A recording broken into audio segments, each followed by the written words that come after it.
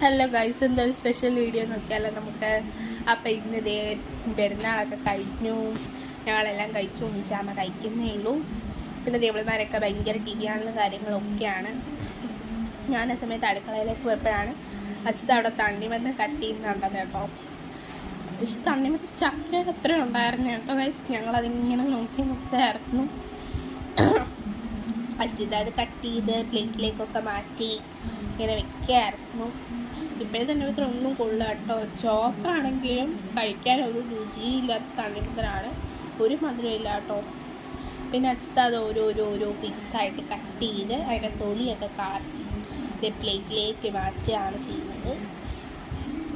അതിനുശേഷം അത് പ്ലേറ്റിലേക്ക് അങ്ങോട്ട് വെച്ചെടുത്തതിന് ഇവളുമെല്ലാം വാരി തിന്നു കേട്ടോ.